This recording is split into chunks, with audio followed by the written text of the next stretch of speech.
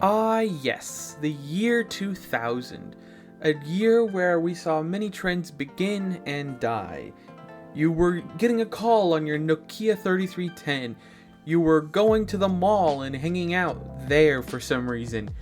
It was such a wonderful time, you know? It was a pre 9/11 world. But how was gaming in the year 2000? You know, this is 2 years before I was born. Like, I had really, literally zero memories of gaming at this time.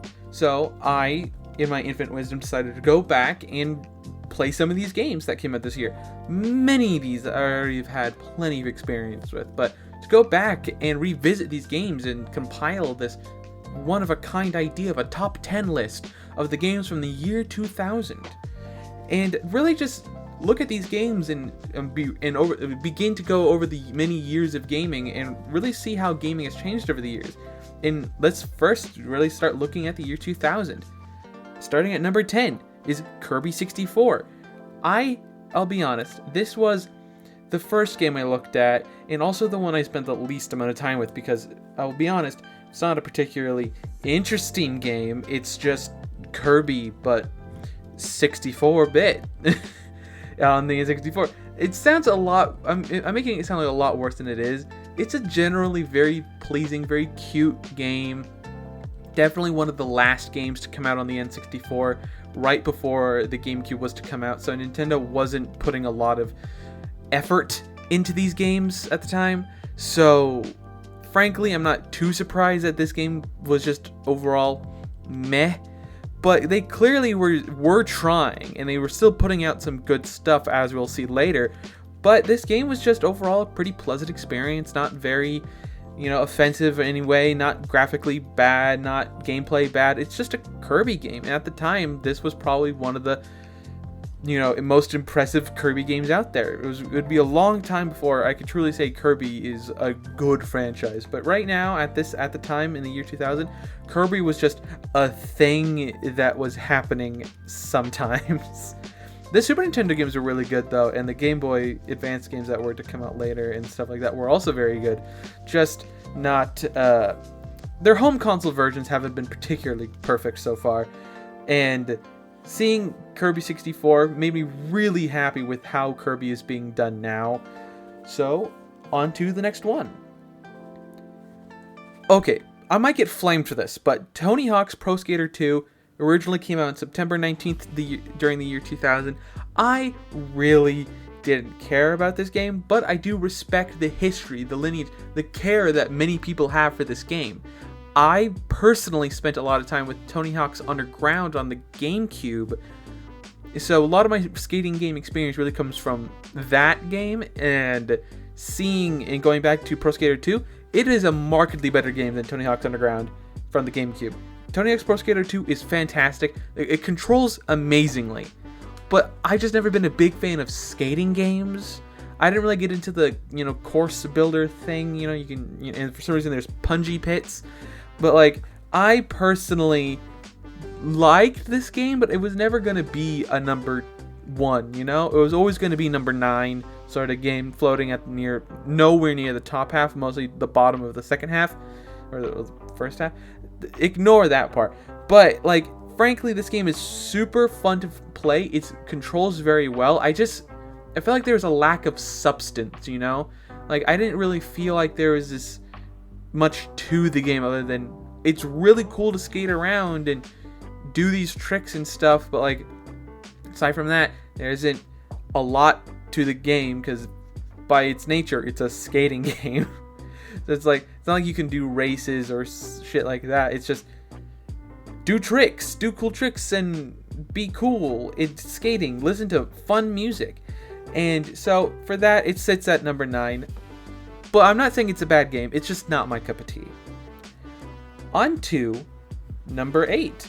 The Spyro Year of the Dragon came out on October 10th, 2000, and this game is just bubbly, a lot of fun. It's just super chill, super cool, nice looking game.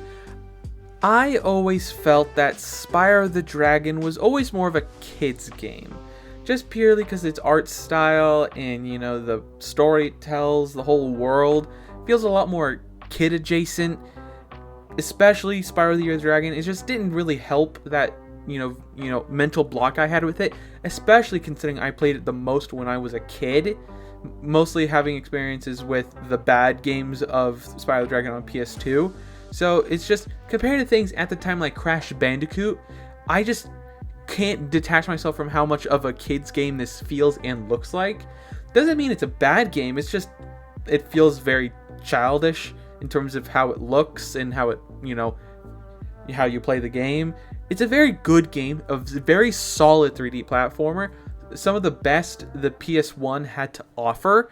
For that, it sits at number 8, and it's a strong number 8 too. It's not, like, I did genuinely enjoy this game, but it feels a lot more like a kid's game today, and overall this game, I feel like, hasn't aged the best compared to some of its other, counterparts at the time, like Crash Bandicoot, like Banjo-Kazooie and Banjo-Tooie.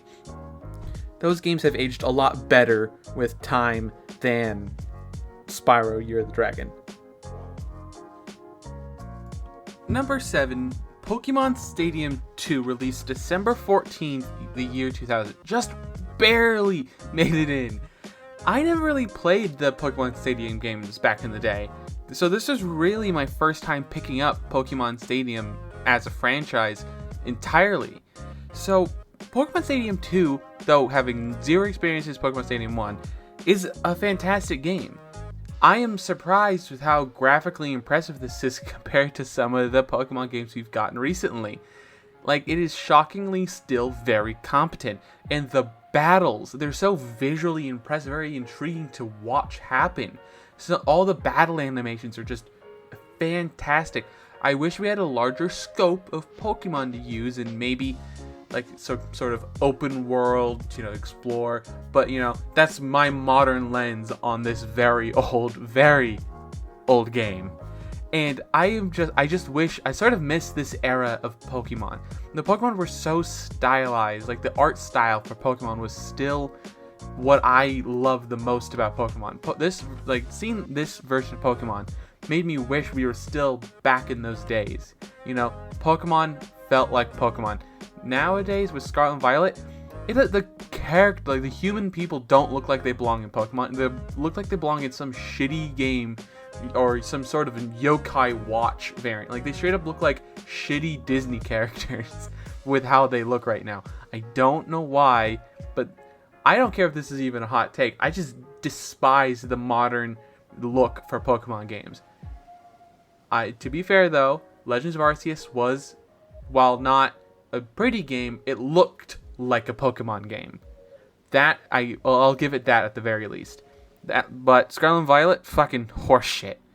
I loved my time with Pokemon Stadium 2, and out of some of these games on this list, I will definitely be coming back to Pokemon Stadium 2. Number 6 is Mario Party 2/3. Mainly because it's both these games, because these games came out both technically in the year 2000, and one of them technically came out in 1999, and the other one technically came out in 2001, but they both released in the year 2000, technically too. Like, Mario Party 2 came out in 1999 December back in Japan, but released in the year 2000 in March, I believe, for the rest of us. But Mario Party 3 came out in Japan in the year 2000 in December, that being December 17th, while it came out in 2001 for the rest of us. So depending on whether you want me to count, if it originally came out in Japan, but not if it doesn't, since it didn't come out here, it didn't count. So you could either pick, number 6 is Mario Party 2 if you're okay with it being, Japan first and it came out next year for everybody else. And if you're not happy with that, you can go with Mario Party 3 that still also came out Japan first, but it was in the year 2000. So it's like, hey, you could have that one or the other one. Either way, they both came out vaguely close to within my parameters, so I'm gonna count both of them or one of them. It's up to you to decide whether or not which one you think I'm gonna be talking about, because they're both functionally exactly the fucking same. It's just new game boards. It's a Mario Party game. It's amazing no matter what, and this was still in the good old days for Mario Party. This was a fantastic game. The boards were fun. The AI wasn't so frustratingly difficult, and they did not award you. They didn't just let you win for losing. Like, I didn't just because you lost a bunch means you should win. That's stupid. This game is the good old-fashioned Mario Party, it being just a normal fucking board game, and if you lose, you lose. You didn't, just because you lost doesn't mean you get a bunch of fucking stars. God, I hate modern Mario Party. I'm going off script now. That was just, I hate modern Mario Party so much.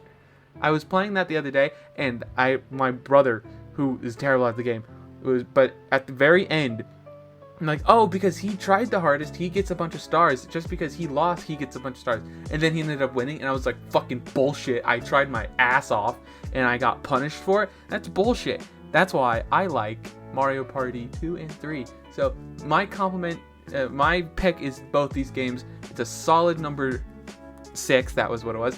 And it will be there probably for a very long time. That is Mario Party. Alright, I'm sorry about to do this, but I'm going to leave it here as it is. I'm going to continue with part 2 on Wednesday. So, sorry to split it up a two-parter. I know some people might absolutely hate that, considering where I left off. But I'd love to hear your thoughts down below. Like, are any of these games something you might want to pick up or go play? Was there any games I missed from the year 2000 that should be on this list? Bear in mind, this is part 1, so part 2 will be 5 through number 1. So let me know down below. Don't forget to leave a like, comment, and subscribe, and all the other social media garbage down below. And don't forget to have a wonderful day.